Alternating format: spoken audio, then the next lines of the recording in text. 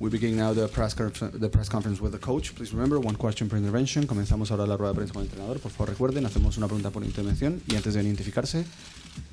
¿Qué tal, mister? Buenas tardes, aquí en el centro. Alfonso Torres en directo para Real Madrid Televisión. Mañana vuelve la Champions, comienza la defensa del título, la 14ª conquistada la temporada pasada, y enfrente van a tener a un rival complicado que está acumulando grandes cifras en el inicio de esta temporada. ¿Tiene la sensación de que mañana va a ser un partido muy complicado? Gracias. No, el partido, por cierto, el partido va a ser difícil. Ellos, Celtic como nosotros, tienen una buena dinámica, lo están haciendo bien. Es un equipo que juega con mucha intensidad. Sí, creo que estamos preparados, lo conocemos, listo para empezar bien el grupo. So the question, tomorrow, the Champions League's finally back. You're up against a difficult rival here. How do you see the game going? And the answer is obviously going to be a difficult game.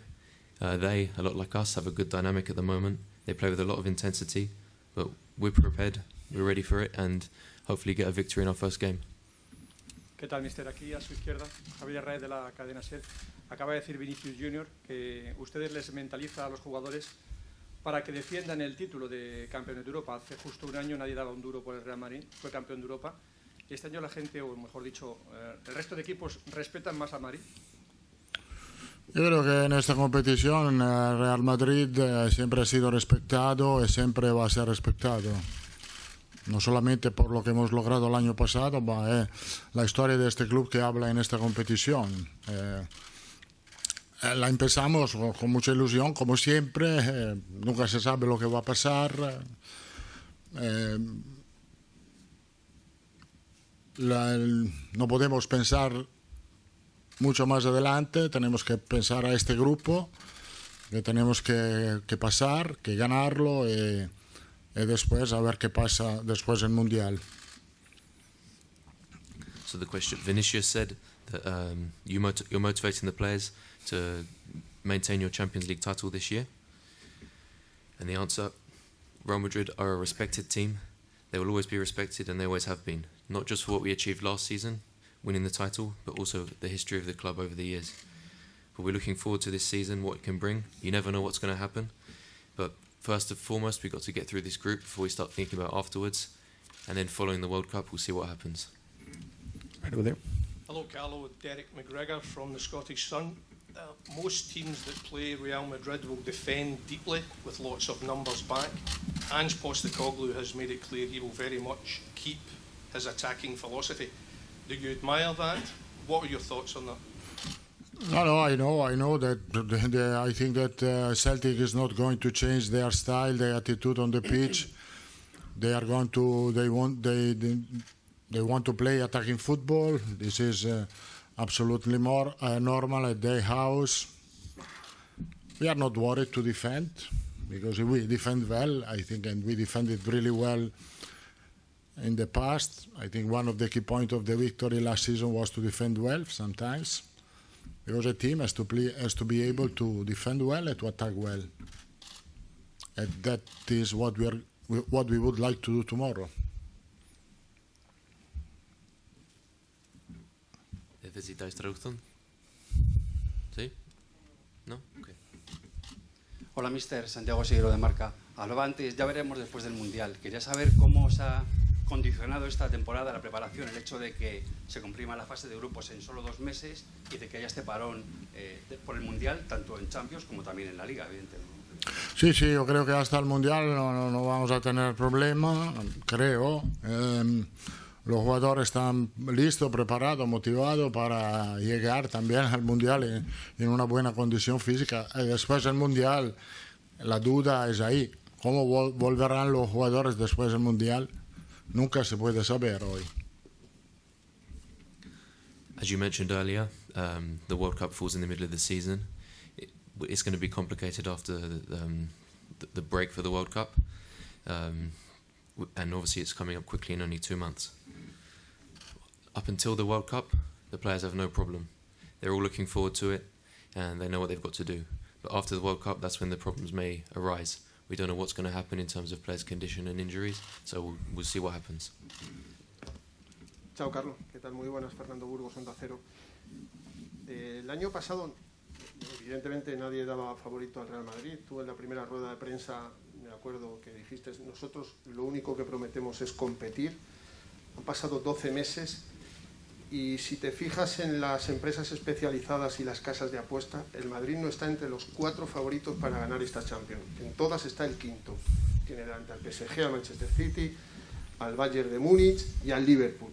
¿Te sorprende que sí, sois muy respetados, tenéis mejor equipo que el año pasado, tenéis a los mejores jugadores de la temporada pasada en plenitud? ¿Te sorprende que la gente que dice que sabe os pongan tan atrás en las apuestas? No, no me sorprende, lo veo como un buen señal, porque yo creo que el año pasado teníamos aún menos posibilidad en la estadística, este año hemos mejorado, tenemos un poco más, yo creo que va a pasar lo que has pasado el año pasado, vamos a competir hasta el final, ojalá podamos competir en la final. ¿Qué tal, mister? La traducción. Sí. Last year, you were somewhat underdogs in the Champions League, but you competed all the way to the end. 12 months later, you're still not even amongst the top 4 favourites for this year's trophy. In fact, you're 5th, behind Bayern, PSG, City and Liverpool. But with last year's top players all in good form, are you surprised at this? No, I'm not surprised. If anything, it's a good sign. We don't mind being the underdogs, but if anything, we've improved. So the same as last year, we're going to try and compete all the way to the final, and hopefully in the final. Aquí, mister. Sergio López para el diario AS.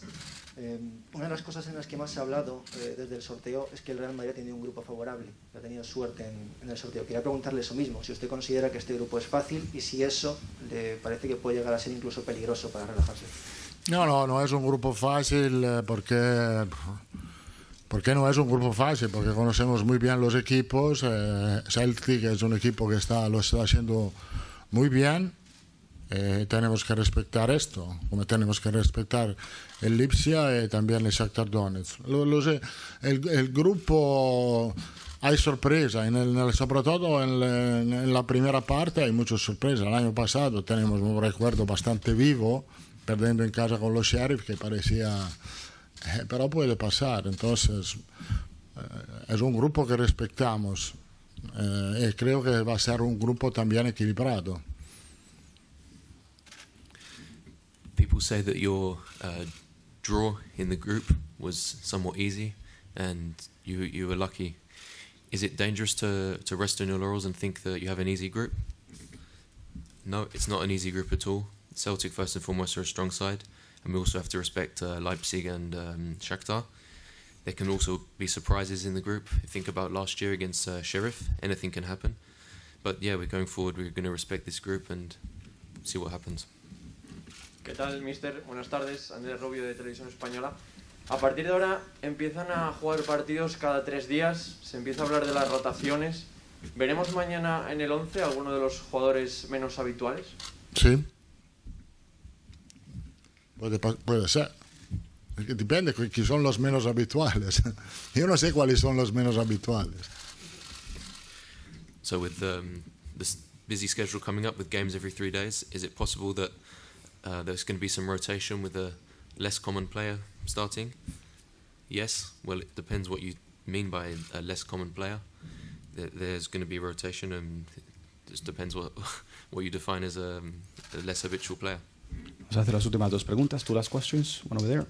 Hi, Michael Gann, Daily Record. Hi, Carlos. You've conquered Europe many times, but strangely you've not conquered Celtic Park as a coach. Can you tell me some of your memories of coming here, and how much do you want to change this record tomorrow night? It's true. It's a really difficult stadium for me, for my teams in the past. I think I don't have a clear memory of this, but we played against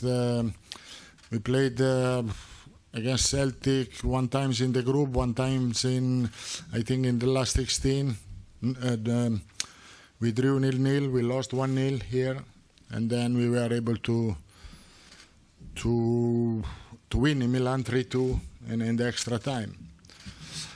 what can I say? A really difficult stadium, but a fantastic atmosphere. And so I think for the fact that I love this sport, I love that my team can play in this atmosphere.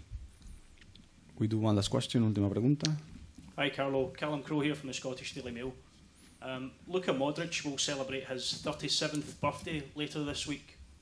He seems like a player who just gets better year after year after year. Can you explain to us just a little bit about how strong his influence is on this team? And I think that there is no explanation. There is no explanation. He's a fantastic player with a fantastic quality. He has a really great attitude. He had the luck that he didn't have big injuries during his career. I think these three things combined can make him at 37 years old one of the best midfielder that we have in Europe. He's going to celebrate 37 with a big party. I hope to be invited.